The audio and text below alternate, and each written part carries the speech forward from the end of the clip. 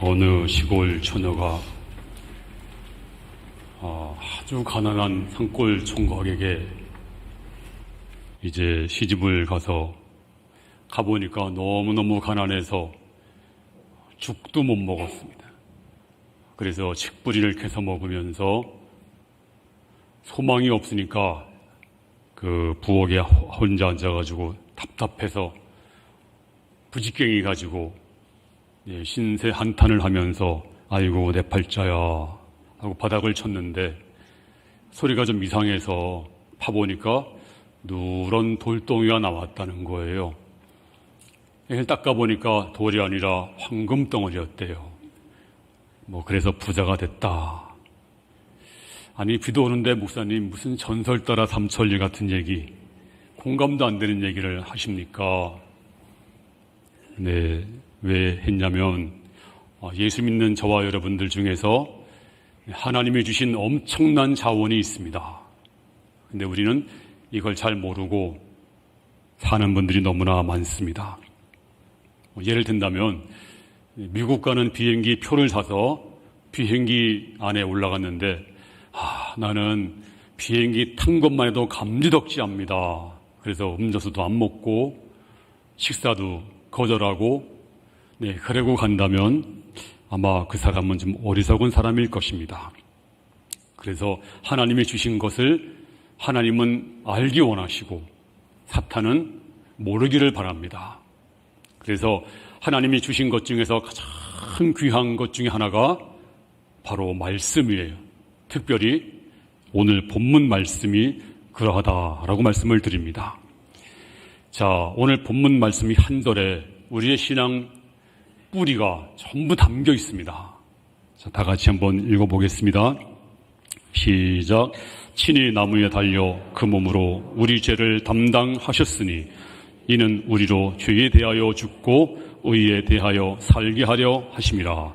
그가 직직에 맞음으로 너희는 나음을 얻었나니. 먼저 친히 나무에 달려 그 몸으로 우리 죄를 담당하셨다라고 했습니다. 친이란 말은 스스로 자원해서란 말입니다. 또 나무란 말은 바로 주님이 지신 십자가를 의미합니다. 그 몸으로 바로 예수님의 몸이십니다. 우리 죄를 바로 여러분과 나의 죄입니다. 그리고 담당하셨으니 이 말씀이 깊은 뜻이 있어요.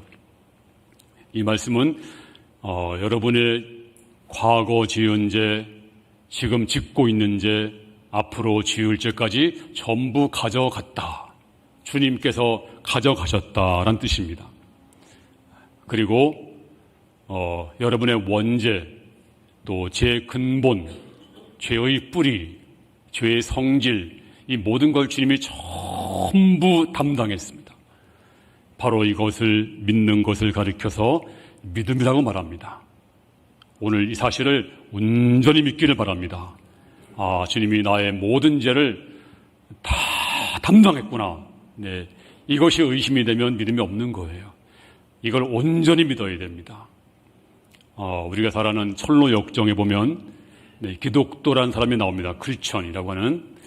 자, 이 사람이 이 등 뒤에 무거운 죄짐을 지고 있습니다.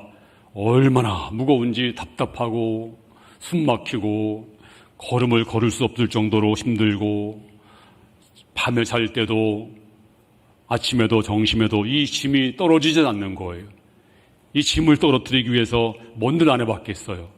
착한 일도 해보고 다 해봤지만 이 무거운 짐은 떨어지지 않습니다. 고통하는 중에 그가 전도자 전도를 받아서 좁은 문으로 들어간 다음에 그리고 갈보리 산으로 올라갔어요.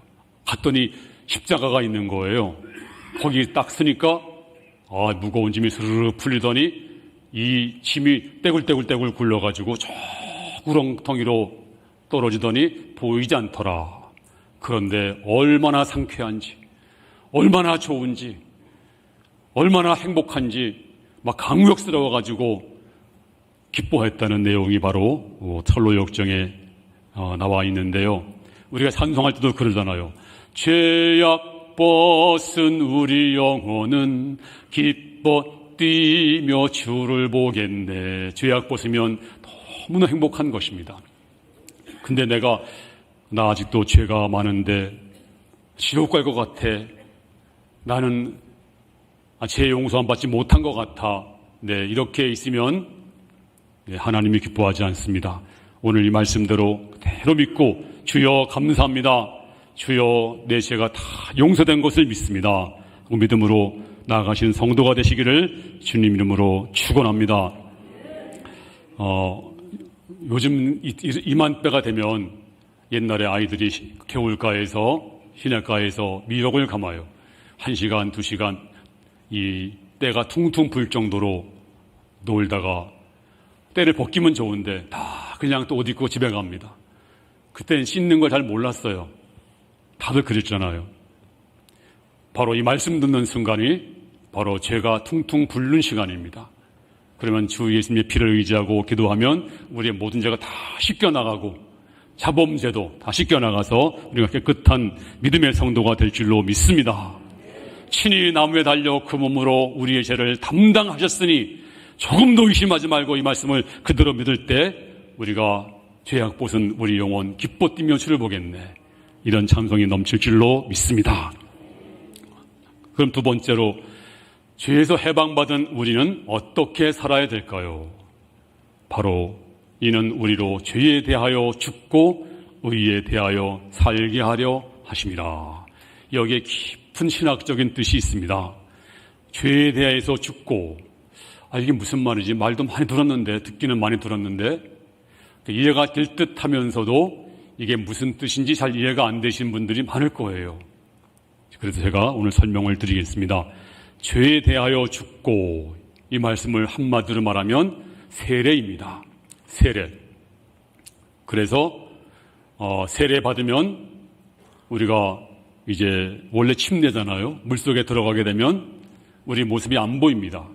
이게 바로 죽는 거예요. 그리고 다시 물에서 나오면 나는 다시 새로운 생명으로 사는 것인데, 자, 로마서 6장 3절 말씀 보겠습니다. 시작.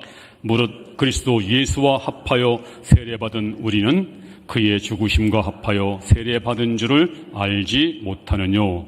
그러므로 우리가 그의 죽으심과 합하여 세례를 받음으로 그와 함께 장사되었나니. 여기서 굉장히 중요한 말씀이 있습니다. 예수와 합하여란 말입니다. 예수와 합하여. 예수 믿는 것이 무엇일까요? 바로 예수님과 합하는 것입니다. 다시 말하면 예수님과 한 몸이 되는 것입니다. 이게 바로 예수 믿는 것입니다. 그리고 세례받은 우리는, 이래서 세례받는 것이 뭘까요? 그의 죽으심과 합하여 세례받은 줄을 알지 못하느냐. 그러므로 그가 죽으심과 합하여 세례받음으로 그와 함께 장사되었나니. 그렇습니다. 이제 주님이 죽으실 때 혼자 죽으신 것이 아니에요. 여러분과 합해서 주님이 죽으셨기 때문에 바로 내가 죽은 것입니다. 또 주님이 장사될 때 주님이 혼자 장사된 것이 아닙니다. 내가 주님과 합해서 있기 때문에 내가 장사된 것입니다. 그래서 나는 죄에 대해서 죽은 자가 되었습니다. 세례가 바로 그런 거 아니겠습니까? 우리가 주님과 하나가 돼서 이제 물속에 들어갔습니다. 죽었습니다. 다시 물속에 들어가 나올 때는 내가 산 것이 아니고 새로운 생명으로 살았다.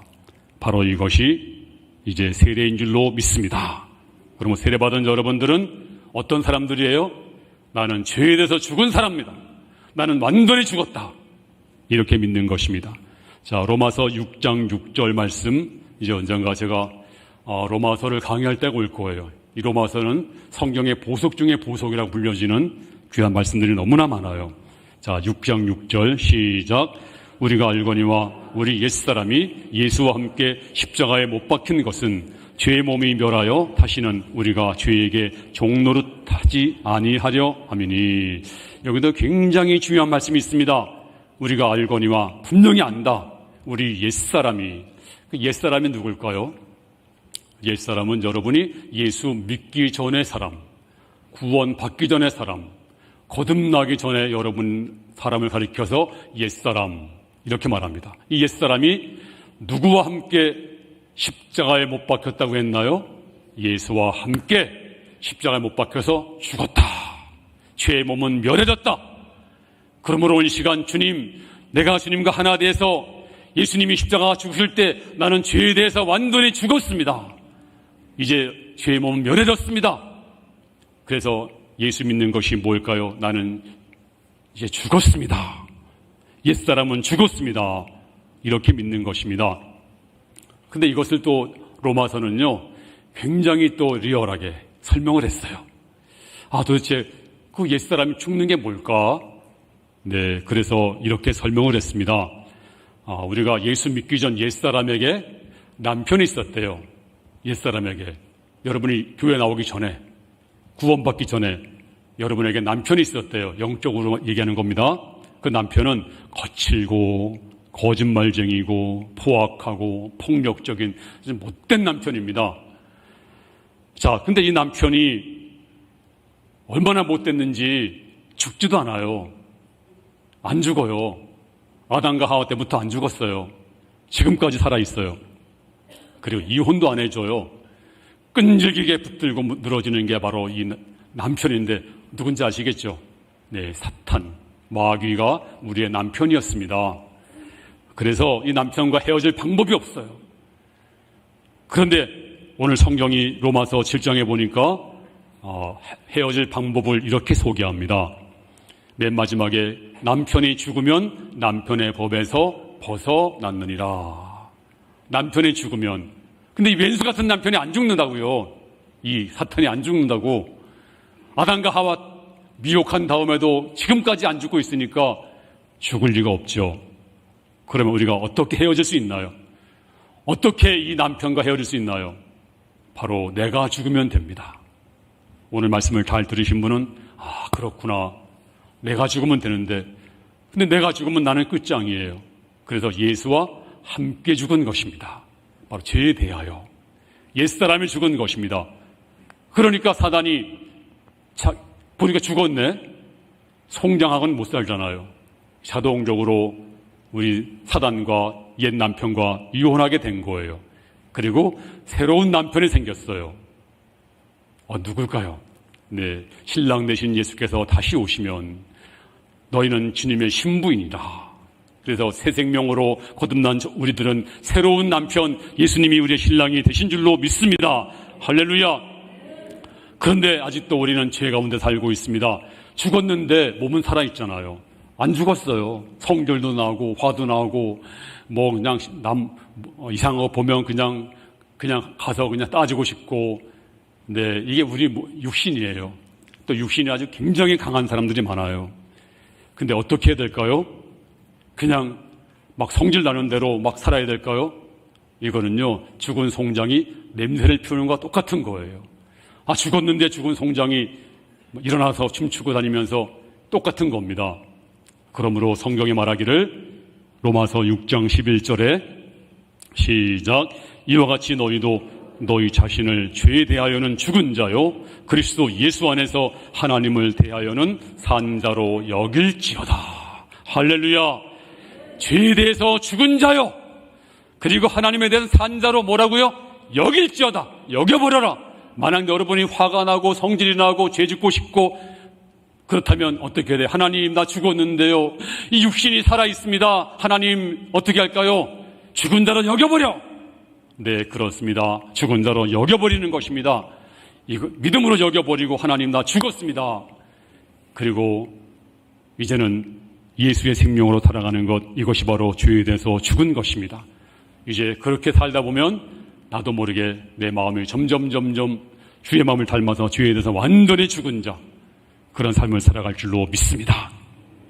두 번, 그 다음에 뭐라고 말씀했습니까? 의에 대하여 살게 하려 하심이라. 아니, 의에 대하여 살게 하심이라? 이게 뭔 뜻일까? 이 말씀은 지금 설교 들으신 분들은 이해가 되셨을 거예요. 주님과 함께 죽고 주님과 함께 다시 살아났어요. 다시 부활했어요. 주님의 부활은 혼자 부활한 것이 아닙니다.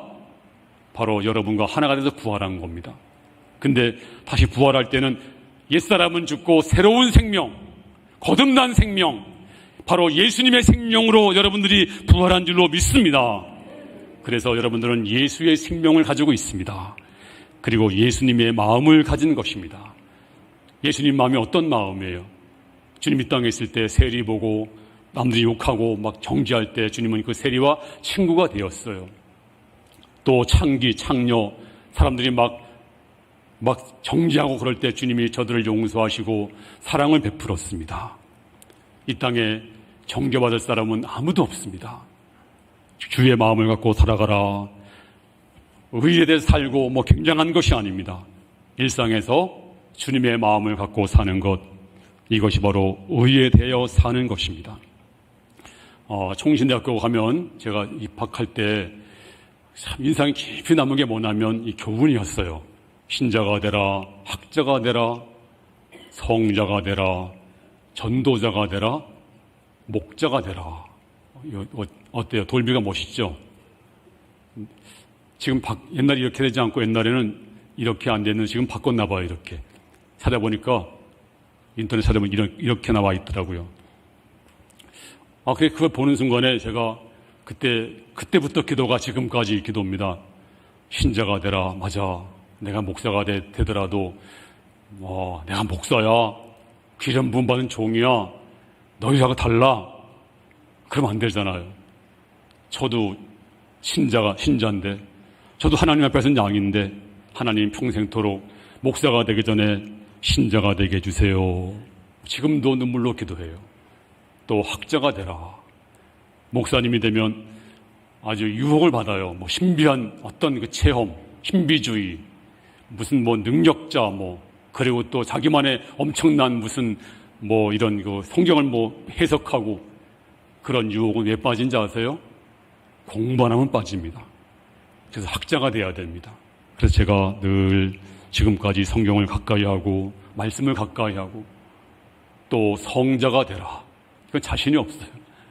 저는 성자는 못 됩니다. 하나님, 성자는 꿈도 못 꿔요. 하나님, 제 성자 되려고 전 기도하지 않습니다. 왜? 불가능하니까. 저는 성자가 못 되니까. 전도자가 되라. 이건 가능해요. 날마다 전도도 하려고 했습니다. 또 목자가 되라. 하나님, 선한 목자가 되게 해주세요. 그렇습니다. 우리가 의에 대하여 살고, 이거 어려운 게 아닙니다. 새로운 생명으로 살았으니 주님 마음 가지고 사는 거예요. 그래서 무슨 엄청난 것이 아니라 우리가 작은 것 하나라도 우리가 이제 잘 사는 것, 내가 희생하는 것, 봉사하는 것, 이런 일이 있었습니다.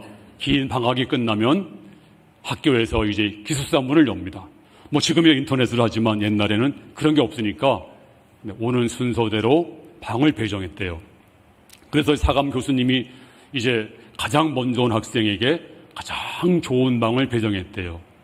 가장 공기 잘 통하고 햇볕 잘 들고. 근데 학생이 아닙니다. 저는요 그냥 저 지하실에 귀퉁이 습하고 남들이 가지 않는 방, 그 방을 주세요. 아니 왜? 저는 그 방도 족합니다. 그 방을 택하는 거예요. 그래서 그 사감 교수님이 너무너무 이상해서 그 아이 이름을 적어놨대요. 그리고 20년 후에 그 학교 총장이 되었습니다. 바로 스탠포드 대학교, 유명한 그 명문 대학교의 총장이 바로 그 학생이 되었다는 얘기를 들었습니다. 그렇습니다. 의에 대하여 살고 무슨 뜻일까요? 내가 불편해지는 것입니다. 교회 와서도 다른 분이 예수를 잘 믿도록, 예배 잘 보도록 내가 봉사하고 배려하는 것, 회사에 가서도 어디 가든지 내가 판단자가 되지 않고 사랑하고 격려해주고 양보하고 힘든 일은 내가 하고 바로 예수의 향기를 날리는 것, 바로 이것이 의에 대해서 사는 것입니다. 여러분들이 다 그렇게 사시기를 주의 이름으로 축원합니다. 어떻게 죽었나요? 예수와 함께 죽고 옛사람은 죽었고 어떻게 살았나요? 주님이 부활할 때 새로운 생명으로 살아났습니다. 그 생명은 주의 마음을 갖는 것입니다. 그 마음을 살아가는 성도가 될 수 있기를 주의 이름으로 축원합니다. 마지막으로 그가 채찍에 맞음으로 너희는 나음을 얻었나니. 그렇습니다. 주님이 괜스레 살점이 뚝뚝 떨어지게 맞은 것이 아닙니다. 우리의 질병을 다 짊어지시고 죽으신 것입니다. 그러므로 여러분들이 사실을 믿는다면, 못 믿으면 할 수 없어요. 믿는다면 하나님, 주님이 내 병을 다 짊어지시고 죽으신 것을 믿습니다. 믿으면 여러분의 질병도 다 떠나갈 줄로 믿습니다. 제가 금요일날 이런 간증을 했어요. 그 집사님이, 근데 귀에 쟁쟁해요. 이 집사님이 중학교 다닐 때라고 하더라고요. 이분이 어머니가 병이 들었는데 아주 오랫동안, 그것도 몸이 바짝 말라가지고, 그래서 이제 그 형과 삼촌과 동네 사람들이 소망 없다, 엄마 죽는다, 그래서 묘자리를 보고 왔대요. 묘자리를. 이제 엄마가 돌아가시면, 금방 돌아가시면 이제 당황스러우니까 미리 묘자리를 보고 왔다고 하더라고요. 그러니까 얼마나 슬프겠어요. 그 어린 나이에. 그래서 하나님, 우리 엄마 살려주세요. 우리 엄마 살려주세요. 하는데 꿈을 꿨대요. 꿈속에서도 우리 엄마 살려주세요. 기도하는데 어디에 보니까 엄마 배 위에 귀신이 앉아있더라는 거예요. 큰 귀신이, 시커먼 귀신이. 너무 놀래가지고 하나님, 저 귀신을 쫓아주세요. 저 귀신 쫓아주세요. 그랬더니 귀신이, 하나님께서 귀신을 쫓아주셨는데 귀신이 그냥 후닥닥 나가면서 문을 그냥 콱 부딪히면서 문짝이 떨어지는데 누가 부르더래요, 이름을. 보니까 꿈이었대요. 보니까 엄마가 불러요. 엄마가, 얘야, 이상하다. 왜 이렇게 시원하냐? 살 것 같다. 왜 이렇게 시원하냐? 그러면서 너무너무 좋아하시면서 병이 다 낫다는 그런 간증을 들었습니다. 그렇습니다. 오늘 여러분들이 이건 운명이 아닙니다. 주여, 주님이 다 가져간 줄로 믿습니다. 믿으면 이 병이 다 물러갈 줄로 믿습니다. 밀턴이라는 사람도 그랬잖아요. 이 사람 재벌인데 사지가 마비됐대요. 잠도 안 오고 못 자고. 그래가지고 안 해본 게 뭐가 있겠어요. 할 수 없이 그 당시에 크리스천 의사였던 카일 융을 찾아갔습니다. 찾아갔더니 그분이 말하기를, 내가 시키는 거 다 할래요? 하겠습니다. 그러면 주기도문 300번을 외우세요. 300번을 외웠대요. 그 다음날 주기도문을 600번 외우세요. 몸이 안 돌아가는데 600번 외우는 게 쉽지 않죠. 근데 억지로 외웠대요. 그 다음날 가니까 1000번을 외우세요. 제가 600번도 24시간 제가 너무 힘들게 외운 1000번은 불가능합니다. 외우세요. 그래서 외웠대요. 억지로 외웠대요. 그랬더니 그 다음날도 1000번 외우세요. 하늘에 계신 우리 아버지여, 이름이 거룩히 여김을 받으시오며. 근데 외우다 보니까 입이 풀리고 팔이 풀리고 사지가 풀려서 멀쩡해지고 잠도 잘 오고, 이분이 그 다음부터 감기만 와도 주기도문. 그렇습니다. 여러분들 주기도문 외우세요. 근데 주기도문은 외우는 게 아닙니다. 주기도문은 주문이 아니에요. 이렇게 외우라고 말씀하지 않았어요. 이렇게 기도하라. 그러므로 주기도문은 기도하는 겁니다. 한 절 한 절이. 그래서 주기도문 그럴 때 능력 있는 것이지 외운다고 능력 있는 게 아니에요. 오늘도 여러분들이 질병이 있으면 주여, 주님께서 이제 내 질병을 다 고쳐줄 줄로 믿습니다. 이제 그 혈루지 않는 여인이 내가 손만 대어도 나으리라, 그런 심정으로 이제 만졌더니 혈이 끊어진 것처럼 주여, 내가 내 병을 주님께서 고쳐줄 줄로 믿습니다. 내 손 잡아 주시옵소서, 고쳐주시옵소서. 이 시간 기도할 때 여러분의 모든 병이 다 떠나갈 줄로 믿습니다.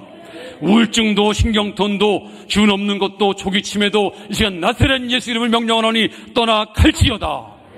그래서 아버지 앞에 이제 온전한 믿음으로 주와 함께 죽고 주와 함께 살고, 그리고 육신도 치료받는 믿음의 성도가 다 될 수 있기를 주님의 이름으로 축원합니다.